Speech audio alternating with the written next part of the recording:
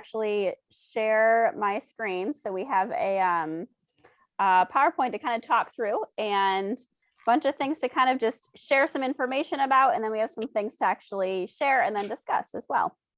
So let me go ahead and get started on that. There we are. Oh, can you see it? Did it work? We can see you. Yep. Working here. You can see the PowerPoint. Can you see it on full screen, or are you seeing it as like the editing version? All it is a white screen. White screen at the moment. There's full screen. All right. Oh, goodness. Try again. Yeah, try again. I know this is Google. There you go. Okay. Yep. Does this work? There you go. Yeah. There it is. Okay. It's full screen, so good. Perfect. So it's the opposite of how I do it with regular PowerPoint. So it's good to know. All right. Welcome, everyone. It's great to have you all on. Whoa, I'm sorry. Made my Mac show up. There we go. So I am Amber Bismack. Myself and Diane Henry, who's on with me, we are the co-founders of this group, Residents Working Against Huron River Flooding. A lot of you already know this, but what I'm going to do is give you kind of a general overview for any folks who are new, and then we'll get into kind of some updates on what we've been doing, and then, like I said, some discussions after. While we're doing kind of the intro part, if you can turn your mics off, that would be helpful, just so we can prevent any background noise or anything. All right. So kind of introductions. Like I said, I'll just do quick introductions, a little background about who we are and some people, organizations we collaborate with, get some information about where we are in studying the upstream inputs into Ore Lake, which has been our main focus for a while. Brief updates on the FEMA grants, turn over to discuss and to our partnership with Innovation Academy and hear a little bit about what we're doing with them from those folks. Some information about the flood insurance program and Risk 2.0, which we'll talk about. And then also talk about some of the flood stage designation and then potential flooding predictions and kind of next steps. And so the last few things will open up to more discussions as well. So kind of introductions, like I said, I'm Amber Bismack. I started this with Diane Henry almost 2 years ago, which is crazy, Diane. We've been doing this for a while now, at least for a while in my life anyway. Andrea Clausen serves as our secretary. She's not able to be here today, sadly, but we love having her and she's great to be involved and share some information. Jeff Henry, who's on here as well, he coordinates and manages our website. Carrie Adams chairs the study on the upstream water inputs, and then Maureen and Stephanie have been working on the FEMA grants along with a couple other folks as well. So this work actually started back, like I said, almost 2 years ago now, when we were trying to figure out what was going on with the flooding. This was back when we had flooded in January 2020 of all times. Kind of hit the ground and started this work up here on Branch Drive where we're located. And in doing so, we actually ended up partnering with Thriving Earth Exchange. And Thriving Earth Exchange is a section of the American Geological Union. And what they do, as it says there, is they actually help scientists, communities, and sponsors work together to address local issues, environmental issues. And in particular, they partnered communities with a community science fellow, who our community science fellow is Claire Zarakis. Claire is actually on the call right now. Claire, do you want to say hi? Sure. Hi. Hi. Happy to be here. You want to say a little bit about who you are and how you got into this? Sure. Yeah, so I'm Claire. I'm a PhD student in Seattle at the University of Washington. I was mostly involved with this project in kind of the early stages in getting this group connected with two scientists, Dr. Wendy Robertson and Scott Jerks, and pictured here as well. So yeah, it's been awesome to see how this project has really blossomed into a huge organization. Thank you, Claire. And Claire kind of talks as if she hasn't been very instrumental in this, but if it weren't for Claire, we would not have really gotten started and been able to make the connections and make the progress we've been making. So a huge thank you to Claire for all of her work and getting us connected to folks and really getting this work going. So that's been great. Like she said, we work with Dr. Wendy Robertson, who's a professor at Central Michigan, Scott Dirks, who is a consultant at GEI Consultants down in Ann Arbor. And then through them, we've also been connected with Rod Lammers, who is a professor at Central Michigan as well. And these folks are hydrologists. Rod is actually more of an engineering professor, but what they do is they focus on issues around flooding and wetlands and water management and modeling. And so they've been helping us with that kind of work. So where are we? I think a lot of you folks know this, but just kind of a reminder. So we are sitting down here on Ore Lake. Here's the Huron River. This, I just want to give you a sense. I always like this map because it shows how big the watershed is for South Ore Creek alone. So you have 96, M59's up here. So all the way up toward M59, all drains right down to us. So that's a lot of the water that we've been working with. And that's the water that causes a lot of our flooding, to be frank. And so that's, and along with watershed over here, which we are still trying to figure out. We'll hear about that later. And all that water flows into us, often what leads to our flooding, and then down into the river and floods those folks as well. So that's kind of what we're working with there, and kind of the regional location where we're managing. You can also see too, this flows through Brighton, all the way up through this area up here too. So there's been a lot of development in that space as well. That's potentially led to some of the flooding too. So one of the other, as I mentioned, we work with Thriving Earth Exchange, but we also work with Anthropocene Alliance. Anthropocene Alliance is a coalition where they actually connect communities across the country to address climate and environmental issues. And so they have been great in getting us connected actually with some national and federal resources. So they've put us in touch with the U.S. Silver Jackets through U.S. Army Corps of Engineers. They've also put us in touch with our U.S. Senate and House of Representatives folks so that we can actually start making some progress in those spaces. So they've been instrumental in getting us connected there. They've also been able to help get us some publicity through different resources and actually through news stories and such. So with that, what I want to do is just take this first part and just kind of give you some updates about some of the projects that we've been working on.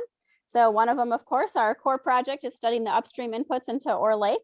And so with that, back in the fall, this is around September, these were pictures were taken. This is us and a number of you folks on this call actually were involved in this work, actually installing these gauges. So these are the gauges that went in. We had installed 4 gauges, one at the output from Little Ore into the Huron River, 2 on Dubrova Creek, which flows around Hamel Road up on the north side of Ore Lake, and also under Mohican Drive and Branch Drive. And then also one on South Ore Creek. So that's what we did in September. We collected data from September through November, and the hydrologists are in the process right now of kind of making sense of that data and analyzing it. We're looking to collect more data starting in the spring too. So like I said, progress, we did remove the gauges in the winter. We had to go out, Carrie, you can correct me, it might actually be November. I mean, it was pretty cold when we went out there and pulled those out. And Yeah, remember, we had to remove ice from the equipment, so it was cold. yeah, that's right. We did. Yes. Oh my gosh. Yes. So they've been going through analyzing the data. We are also in the process of purchasing some further equipment to actually support this work using the grant money that we have through the Thriving Earth Exchange. And that equipment's going to actually include a second gauge to go on South Ore Creek. So this spring we'll actually be installing 5 gauges along with 3 or 4, Carrie, you can correct me, 3 or 4 posts to actually measure water levels along Little Ore Lake and Big Ore Lake. Carrie, do you want to jump in about that? 4, hopefully. We have 4. The equipment's already been constructed. So we took 2 locations last year, which was on the south shore of Little Ore and the output of the culvert at Riverside Drive. What we're hoping to do now is add 2 more to that, one on the east shore of the main lake and then maybe up towards the north shore. So we would have 4 level gauges and a minimum of 4 flow gauges, which would really expand our data capability, and maybe even beyond 4. I don't remember, Amber, how many flow gauges we're going to try to install. And along with that, we're also going to purchase flow meters. So we're going to have some pretty comprehensive data next year to give to our hydrologists to look at. Mm-hmm. And Carrie, do you want to say a moment about what those level gauges look like, or kind of what they are? So people have a sense. I don't have pictures, shockingly. No, my wife calls them the Wicked Witch of the East socks from the Wizard of Oz. They're black and white stripe marked off in 1-inch increments, and they're 8-foot long auger poles like we use to hold up our docks. And what I did is I painted them in 1-inch increments and labeled them, and we screw them in and basically set those to as close a level as we can. And there's a float around them that has a bright orange ring, so it's easily readable from the shore. You don't have to go into the water. And last year we were taking data at a minimum once a day, but preferably twice a day. So there will be 4 of those, which means even though the lake may vary slightly based on windage and other things, we will have 4 locations to get actual water level data, preferably every day, and maybe more often than that. That would be in addition to all of the flow meters that we're going to be reinstalling this year and additional ones. Thank you. So That should Carrie, provide a pretty broad data. Yeah, I'm sorry, go ahead. no, you're good. So Carrie helps kind of coordinate a lot of that, like install and taking out and making sure we have all the equipment prepared and all those things. So he's instrumental in that. So folks interested in helping with that, you'll get emails multiple times from him trying to coordinate folks to be able to actually install, which we need the help. So please help. Yes, we need help. Yes.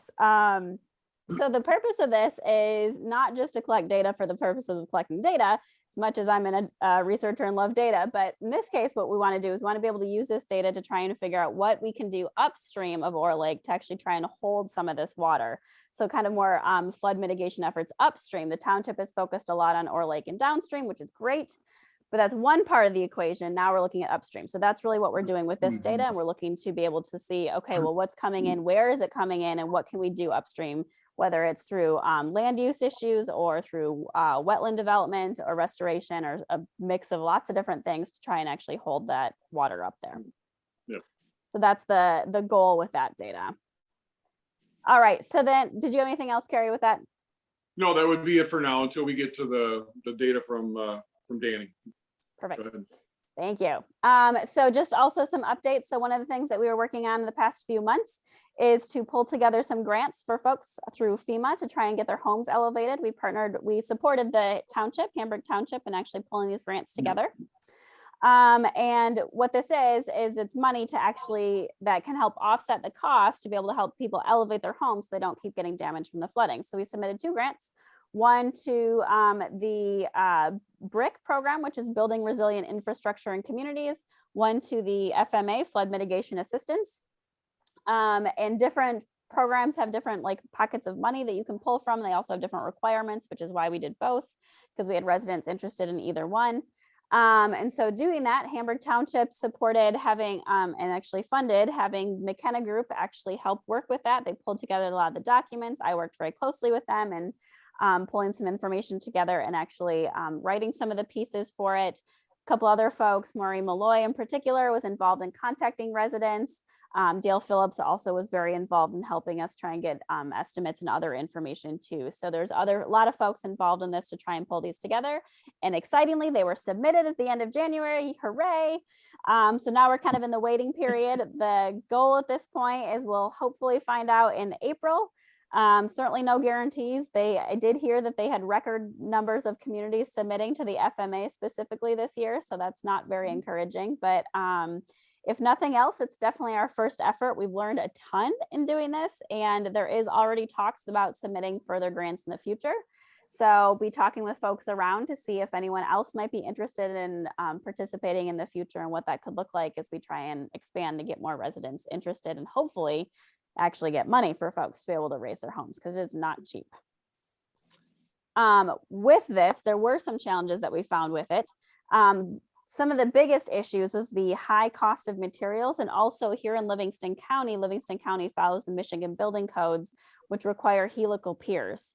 So depending on the square footage of your home, and also depending on the soil sampling and such, it will require a certain number of helical piers, which can cost anywhere from a few $1,000s potentially all the way upwards to 80 to 100 or more just for the piers. So that did create a huge cost for homes. And we're looking at the estimated cost for each property of what it would cost to elevate, which is a challenge for that. The other piece to it is that these grants only cover a portion of the elevation cost depending on the home. So for most people, it's only going to cover 75% of the cost to elevate. For a few folks who are designated as repetitive loss through FEMA, they would cover 90% of the cost. For the few folks designated as severe repetitive loss, it would cover the full cost. Those are based on FEMA designation. So because of that, the grants only covering portion of it created some strain on some folks because they would have to cover likely 25% of that cost. And it is high, as I just said. So that was a eye opener and quite a surprise when going through all this to find out those estimated costs and the cost to homeowners to be able to do that. So the future, when thinking about further applications, is we would love to try and find some donors to help actually offset that homeowner cost so that homeowners aren't covering that 25% themselves, that maybe we can get some donor funding to actually do that. That's the goal in the future. We'll see where that pans out. The applications process starts in like August-ish. And then again, like you saw, the applications are submitted in the upcoming January. So we have some time to work on that, but keep your ears open if you hear of any places that might be good places to get some offset funding to help people with this. This would be great because we want to see less damage for people and struggles than continue, especially as we continue to get more rain and so on. So that's kind of where we are here. The last piece is there have been a few talks with some folks about trying to figure out ways to change the requirement in Livingston County to see if we can remove the requirement for helical piers or make it recommended and not required. As far as I know, that hasn't gone too far. If there's anyone on the call that has more information, you can jump in, but I know that's something that some folks were kind of looking into. Did anyone hear anything else about that at the moment?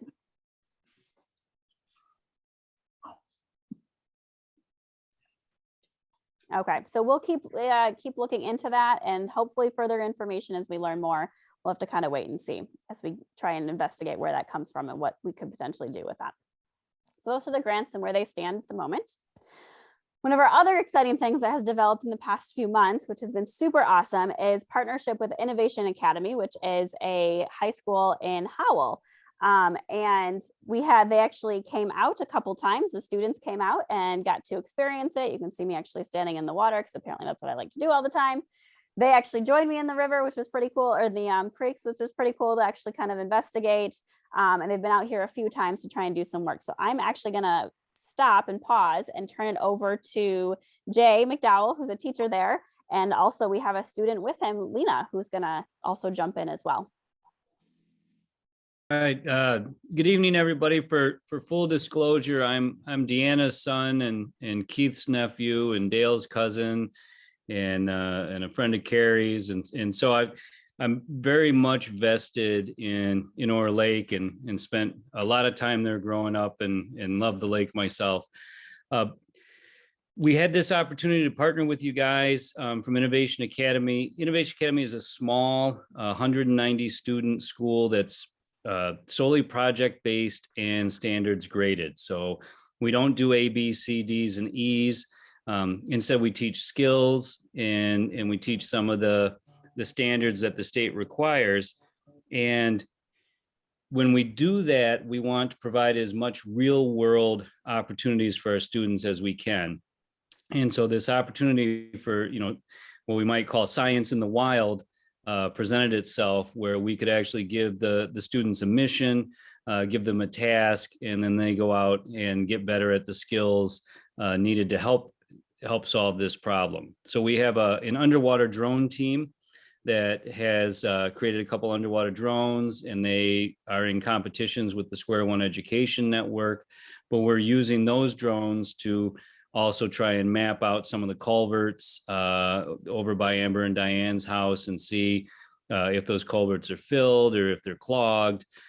We also have an aerial drone that we've used to fly over all the property to try and map some of Dubrova Creek and some of the wetlands in that area. And then Lena, who is on the call, Lena's working to be our GIS expert.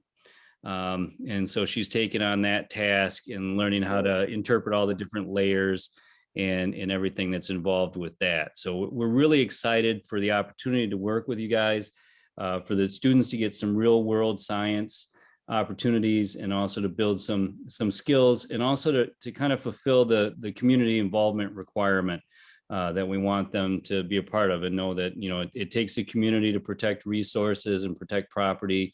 And everybody needs to pitch in to do that. So we hope to continue to work with you for years to come, and keep throwing opportunities our way. We'll put all the minds together and figure it out. We work also closely with Zach Kasperzak, who's our science guy at the high school. And then, we kind of, everybody wants the opportunity to get out and get in the creek and get outside, so we'll be back out in the spring. And if you need some muscle carry, I probably can get some kids to help putting in those gauges. So. Oh, I would appreciate the help. And yeah, it's always fun to do field work. So thank you very much. Absolutely. I hope, Amber, that's what you wanted from that. That's perfect. Yeah, I'll show pictures in a second. Lena, did you want to take a moment and say what you've been working on? You've been awesome in all of this and know more than I do. Yeah, so I've been mainly just looking into the software, the ArcGIS software, and I've been able to get a feel with the different tools and maps there are within the software. And hopefully I hope to see kind of a connection between what we see on the map and the flooding to help us understand why this is happening, or, help. And yeah, I'm really excited. Outstanding. Thank you. Yeah, we really appreciate it, Lena. And correct me if I'm wrong, Lena, you're working on kind of like a land use thing. So how the development has changed. Is that right? Right. Yeah, that's awesome. That's so exciting. So that's what Lena's working on. In the future, we've also had conversations about trying to get and we're in the process of getting GPS handheld GPS devices and actually try and walk around Dubrova Creek as much as possible and actually come up with a watershed map of Dubrova Creek, which currently doesn't exist.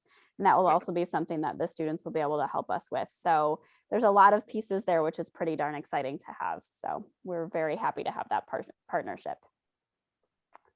All right, let me get back to my screen here. I do have a couple of the photos that they were referring to. So Jay had mentioned the underwater drone. Here's the drone that they have they were out there. There's Kevin, one of the neighbors, and all of us posing in the cold as they were trying to work it through the culvert under Mohican. So that was pretty neat to actually see. The other thing they have is they have an aerial drone, as Jay had mentioned, and so they were able to take some pictures. These are some photographs taken from and video actually from upstream on Dubrova Creek, upstream of Hamel Road, to kind of see. This is Ore Lake here, so it's looking south on Ore Lake, and this is Dubrova Lake, I believe it is, in that area up that space. So we've been able to get some nice video footage as well of generally what it looks like. So that's kind of where we are in the future projects. We really appreciate that partnership. We're pretty darn excited about it. Yep. So one of the other things we've been working on is addressing some issues with the National Flood Insurance Program. So with that, one of the things that we're doing is working with Representative Alyssa Slotkin's office to try and actually get legislation passed through that will address the lack of disclosures of flood claims on homes. So when a individual goes to purchase a home, they can't find out what the flood claims previously were, which means they won't know whether or not that home was designated as repetitive loss or severe repetitive loss, which has substantial implications for the flood insurance premiums. So that's an issue with that. So we've been working with them. We've also been working with the National Resources Defense Council addressing this issue. These have been relationships and partnerships that we've developed through Anthropocene Alliance, which is that national organization that connects different communities. So through these different folks that we talk with, we've been able to make further connections around this. In doing so, in September, we actually had Representative Slotkin out and join us, and she got to see our community, see where all the flooding was happening, and we were able to talk about a lot of the things going on in our community and the work that we're hoping to have her do actually at the federal level, addressing the flood insurance program. So that's been helpful. At the moment, there's not a whole lot of updates. There is another Representative Luria, who is a Virginia U.S. representative who's working on drafting a bill to address the lack of disclosure issues with the flood insurance program. And so the two offices are working to align on that and try and work together to get passed through Congress. They're still in the development stages, so it hasn't made it too far yet, but that is in the works. We also have continued work with the National Resources Defense Council, and I actually will be, through them, actually joining a podcast in the next month or so. That should hopefully come out in April or May, addressing a lot of these flooding issues that we have. So that's a national podcast. So we're trying to get more attention to these issues so we can start trying to come up with multiple solutions from different angles. So then something else that's coming out is what's called the Fema Risk 2.0. And I am actually going to turn it over to Diane, who has spent way more time looking into this than I have and has some more information for folks. And this is something that you really want to pay attention to because it relates to your flood insurance. Hi, everyone. Do you want to hit the next slide for me? Amber, do you want to hit the next slide? Okay. So the government decided they were going to update the flood insurance. So they're going to call it Risk 2.0. It can be good and can be bad for us. It's a way to try to lower people's flood insurance risk by proximity. Like, we don't live on the ocean, but we're being charged the same as somebody who lives on the ocean, where we live on inland streams. We don't have tidal surges and the big waves that come in with storms. So that should maybe reduce our flood insurance. Okay, go ahead. And so what you should do is, well, when your policy is going to be renewed after April 1st of 2020, you're allowed to call your insurance, right when your policy is up for renewal, you're allowed to call your insurance company and ask them for this rate. They cannot put your name or anything in the database before that time because it'll kick it out. They won't be able to do it. I don't know why they set it up that you can't find out till then. So luckily our insurance is due in May, so we'll know in May what this is going to do to us. I talked to my insurance company and she's had new people come on board because new people started in September or October, I guess, coming on board. And she's had people that their insurance company assigned them Lloyd's of London's insurance for like, thousands upon thousands of dollars. And she was able to run it through here and get them for $1,000. And so that was less than that. She's had some people that have never, ever had flood insurance before now that are required to have flood insurance, which we had suspected would happen. They're gonna put more people in this group. So, but we all have flood insurance. So I'm guessing we're used to that anyway at this point. So anyway, so that's after April 1st, you can call your insurance company, ask for a new quote, and we're gonna hope that the rates, I've studied the maps that they put out for this area, and they're very ambiguous about what they say. They're not committing to anything, to whether our rates will be lower or higher. They're just saying that we'll have rates, which isn't very helpful for us, but anyway, we have to wait. Thank you. Thank you, Diane. Thanks, Diane, for your work on that. Does anyone have any questions about that? Because that is something that you're going to want to do with your own flood insurance program. So I want to make sure we can give space for that. People have questions.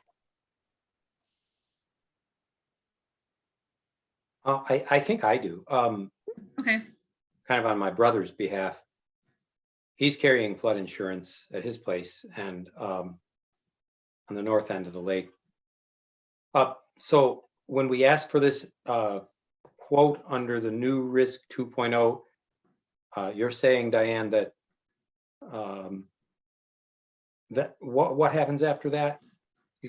Well, so when I was talking, I talked quite a few times with our insurance agent. She did the training classes that she was required to attend for this. And they're really not even telling them too much information, but they put your name and your address in the database, and then it comes back with a rate of sorts that don't put anything else in it. And she's still trying to kind of figure out whether we're going to be higher or lower at this point. So she's waiting for us to come up, and then we'll have something to compare to. But so far she's had people that haven't required flood insurance down in Dearborn that are now having to have flood insurance. Okay. So, I mean, So, but it's supposed to be lower, but I don't know if it's going to be. Okay. What? Wouldn't we want to know if it's going to be lower first, rather than call and find out, well, thanks for calling, we'll make it higher now. You'll get the higher rate. Right. So you can go public insurance. This is with FEMA. This is FEMA's insurance for Risk 2.0. They never can cancel you on a flood policy. If you go to some of the private companies can provide flood insurance now, the rates might be lower. You might even get more coverage out of them, but then they can cancel you if you have like a claim in or something, decide they don't want to cover you after the claim. But that's totally up to you when you get the rate to see how you want to go. Okay. See from people if they could give us names of different insurance companies that people could call, and we could put a list out on the website and the Facebook page for that. And we do know that the insurance rates can vary considerably depending on which company you use. I was able to go from 3,400 to 1,300 just switching companies for the exact same coverage. So the rates are kind of all over the map. So it's worth investigating, as you said, and making calls. Right. After April 1st, Carrie, you might be changing. Yes, that's true. It might be more, who knows, but. Right. Or less. Or Yeah, less. I mean, Okay. your neighbor and you will have different rates that you'll be used. It's based on house and your proximity to water and Yep. where we're located. All those variables, yes. Right. Thank you. Yep. Anyone? Hey, may I speak? Sure. As a severe repetitive loss individual or household or whatever, I have been told by FEMA to find an insurance company who would be my representative after they canceled Allstate as my representative, and I've been unable to find an insurance company who would accept me as their representative. I pay for the policy through FEMA, but all that means that if something bad happens, I don't have an insurance company. And so that's an issue, and I don't have a way to get around it so far. Interesting. Sorry, Kevin, that's so hard. We That's so are sorry. frustrating. That's Nothing to awful. be sorry about. I bought the house and I live here. Well, yeah, but you didn't realize this was going to happen, and also you should be able to get insurance coverage. That's ridiculous. Like Yeah. opportunities outside of FEMA if needed. I do have insurance through FEMA, Right. but without a representative, I don't know what happens if, a flood comes halfway through my house. And I don't have I don't know what that means. But every insurance company I've called off of their list is not willing to talk to me.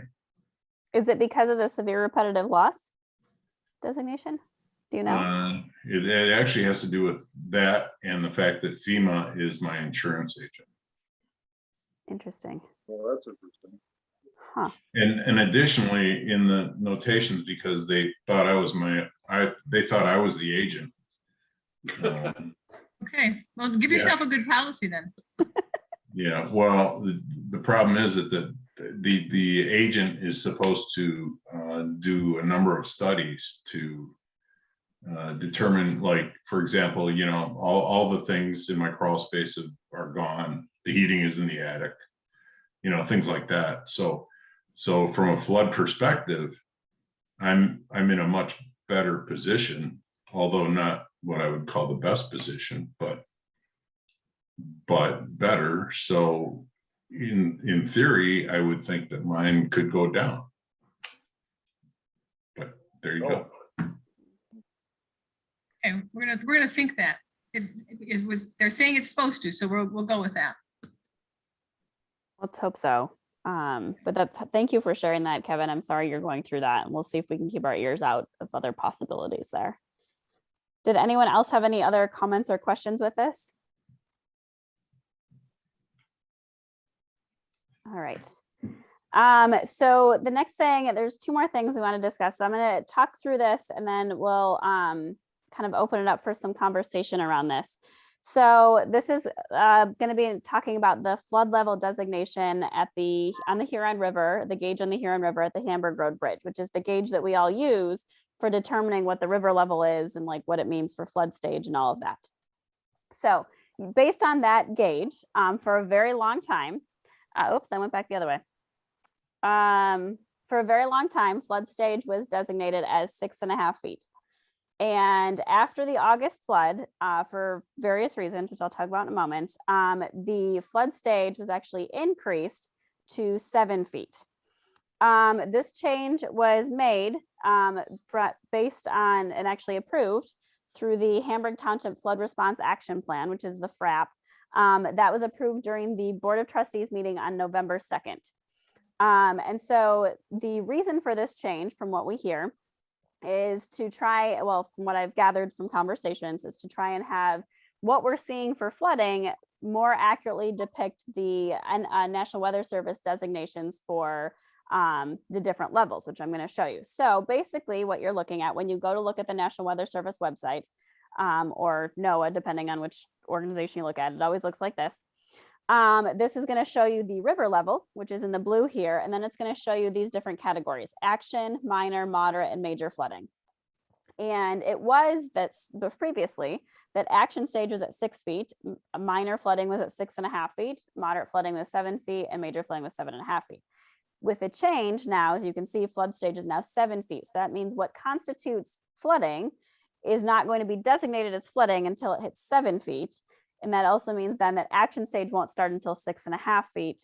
The flooding will be at 7, moderate flooding 7.5, and major flooding at 8 feet. You can see up here the record flooding was just under 8.5 feet, and that happened back, I believe, in the 60s. The flood we had in August was at 8.05 or 03, something like that. So just over major flooding. What, Carrie? No, go ahead. Okay.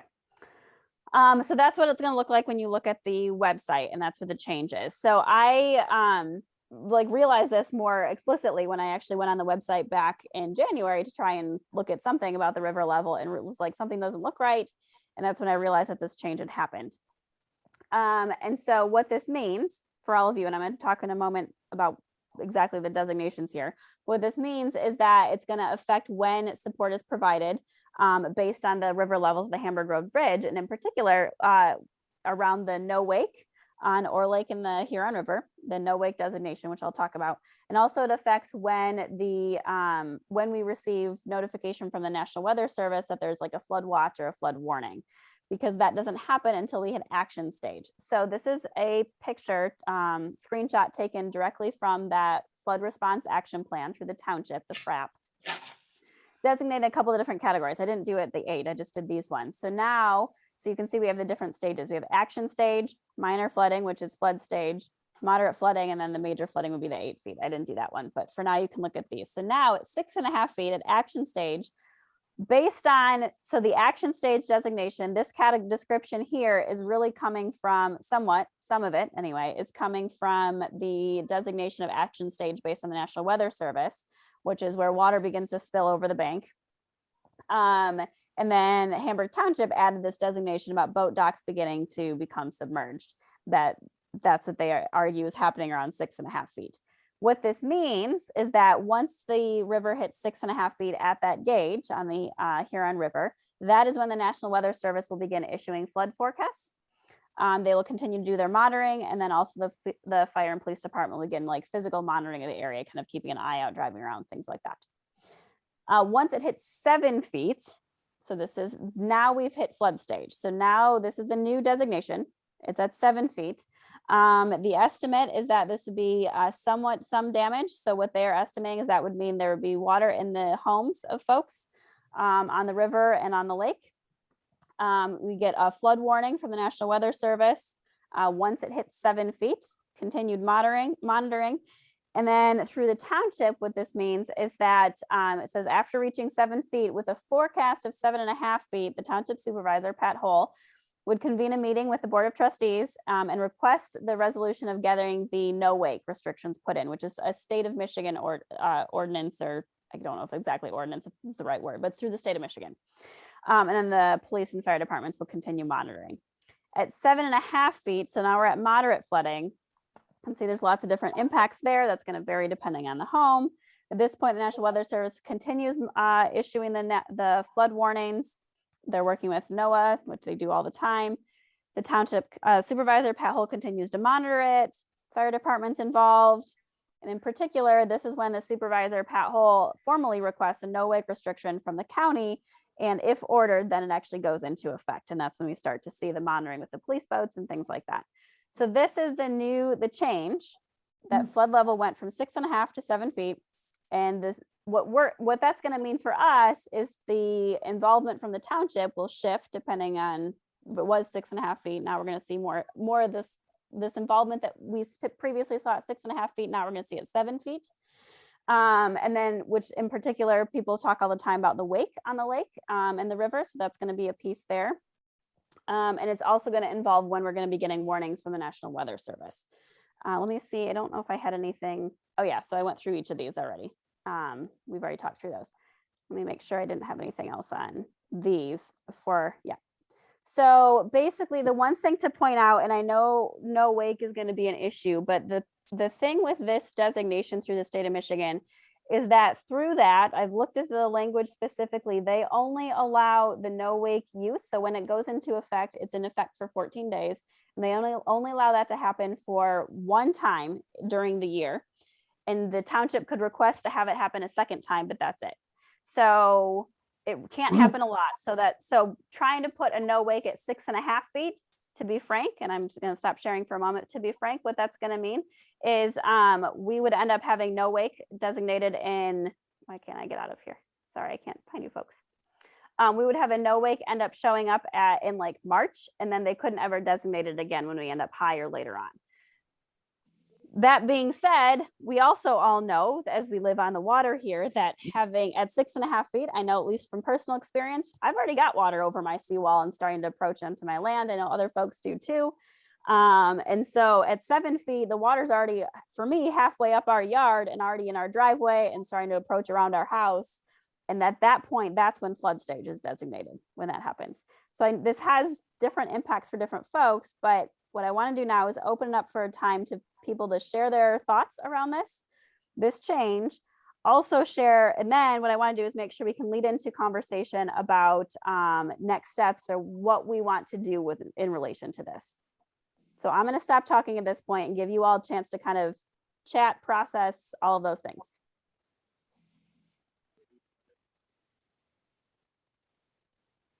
What was the key reason for the change? From what I gather, and Cindy, I'm going to let you jump in too on this one, but from what I gather, the key reason was because what we were physically seeing as flooding at those levels at like 6.5, 7, and so on, did not necessarily represent the National Weather Service designation for the like action stage, flood state, minor, moderate, and so on flooding. Cindy, is that pretty accurate? Yeah, that's accurate. And I did send Amber some more documents that she might want to share with you just right before the meeting. What they used from the National Weather Service to determine the level terminology. It's too much for me to go into right now, but she can share that all with you. One thing that I don't think that what they left out was community input and involvement in the decision making. So what he did say over and over again, Chief Duffney, was this is a living document and it can change. So I'm thinking, you know, as it gets tested, we might have to change this back. Yes. So I just Well, put the link in the chat of the website that Cindy had sent me through the National Weather Service that actually has those designations and descriptions. They're pretty vague when you start looking at them. And honestly, what constitutes water in someone's yard is going to be different than water in other yards. So it's a hard one to kind of gauge.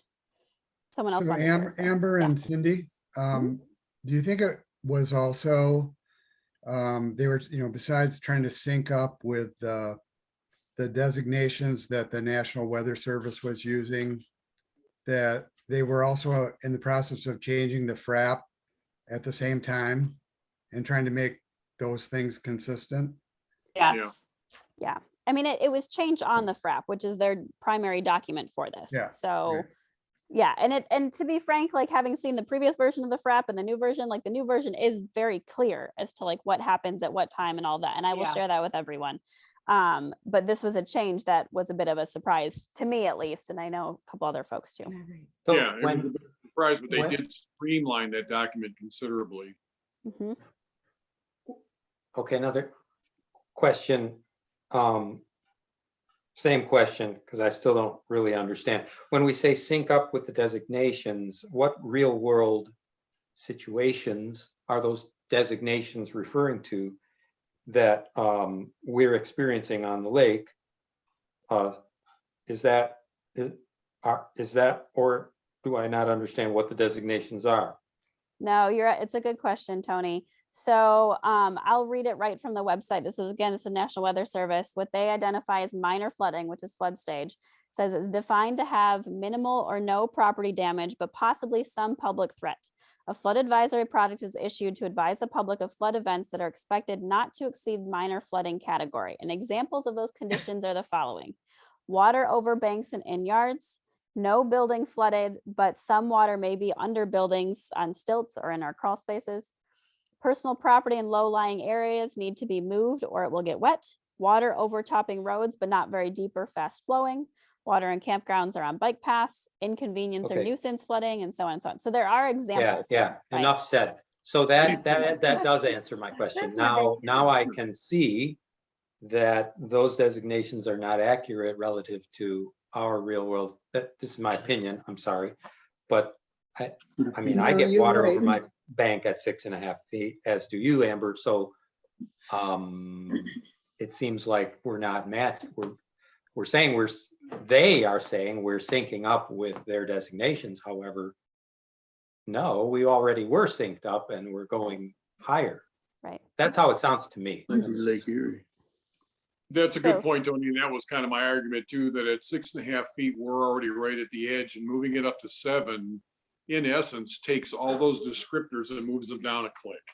So now what we have is kind of an offset to what we originally had. And we all know that at 6.5, we've already got water creeping over seawalls Yeah. and docking the water. Yeah, I'm Now, already 7 building feet- bridges. to my, Now it's my 7 feet deck of water out there. halfway up in our yard. Oh, yeah, that's, Yeah. And things are So- starting to float. Yeah.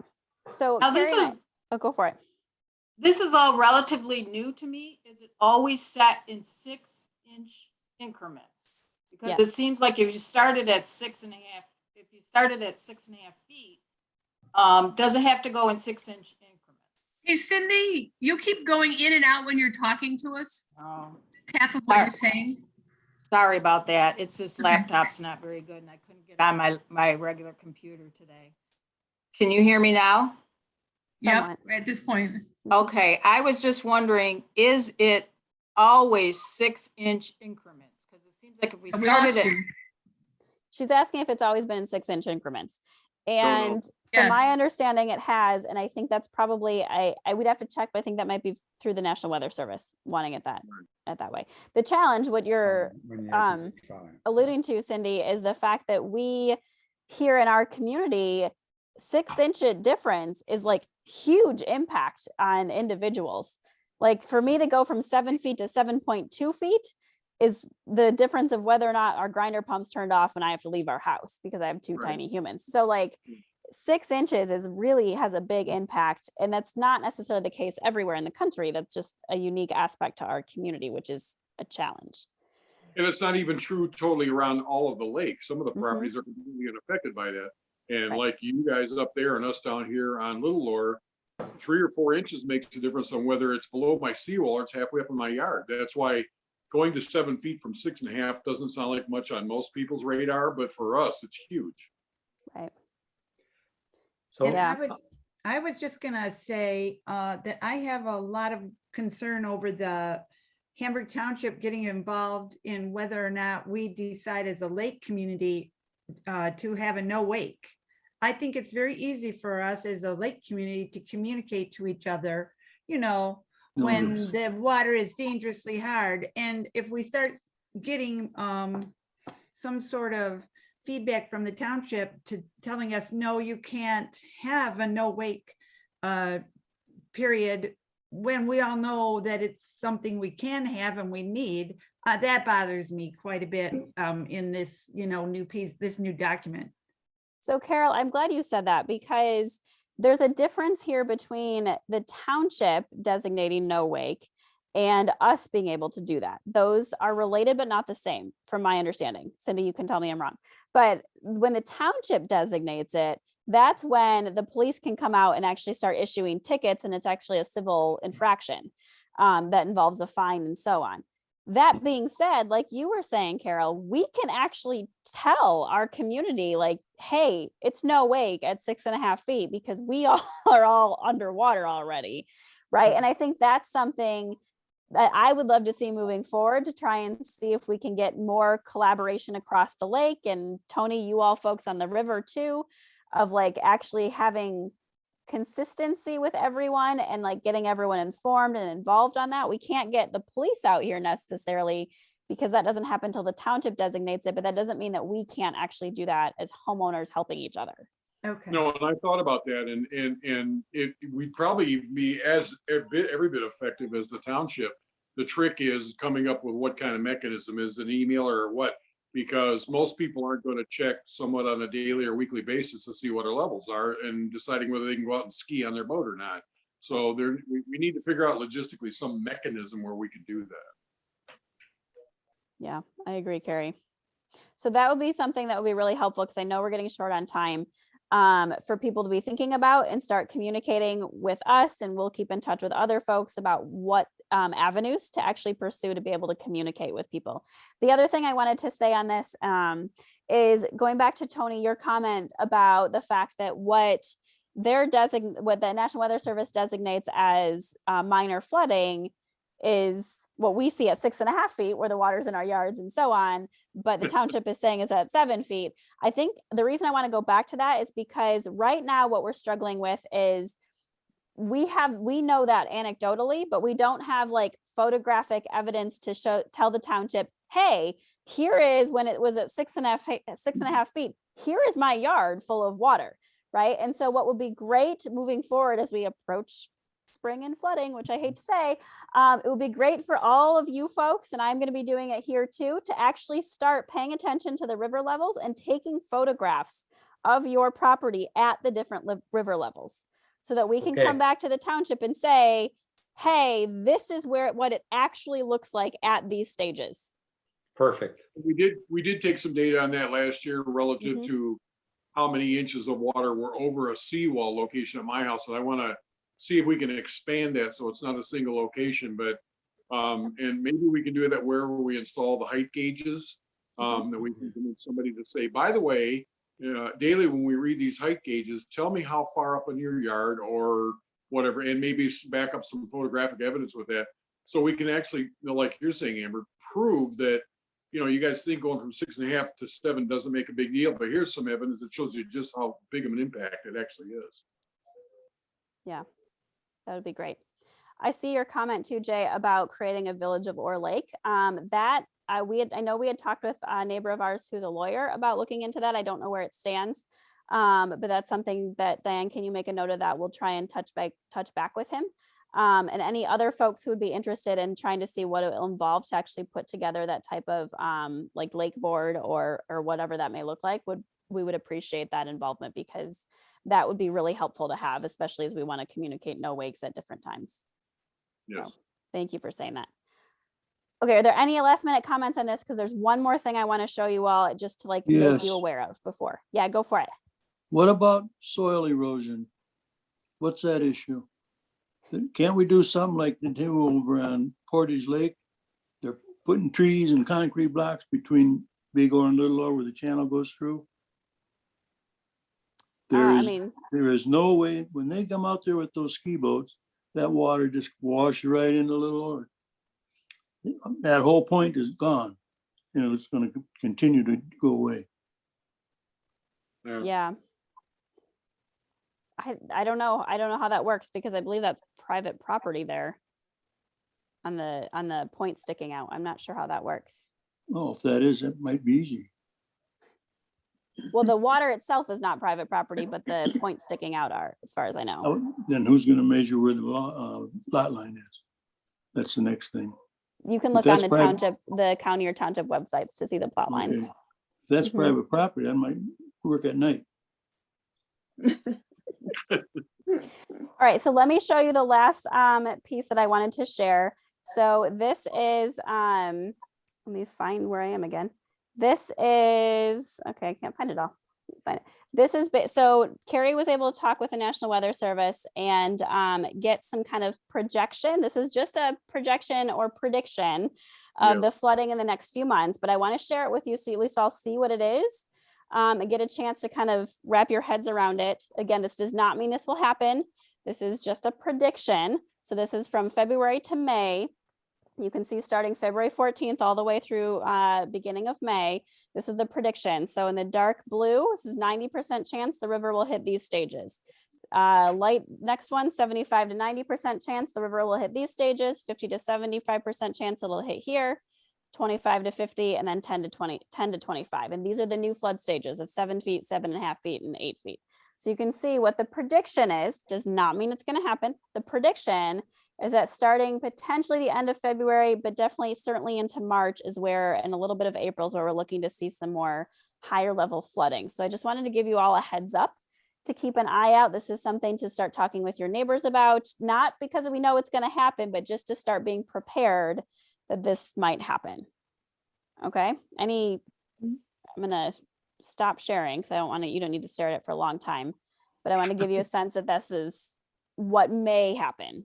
We're trying to get some more information from the National Weather Service, and hopefully some more predictions will come soon. But this is just an initial prediction of potentials for the spring. So something to keep in mind. That also being said, one of the big things we want to do once the ice clears and everything, and Carrie, you're going to tell me I'm crazy, but we want to try and get the gauges back in so we can start collecting data on all of these floods that we may potentially have upcoming. No, I don't have a problem. Jay offered, we're going to put him in cold water. He's going to send the students out for that one.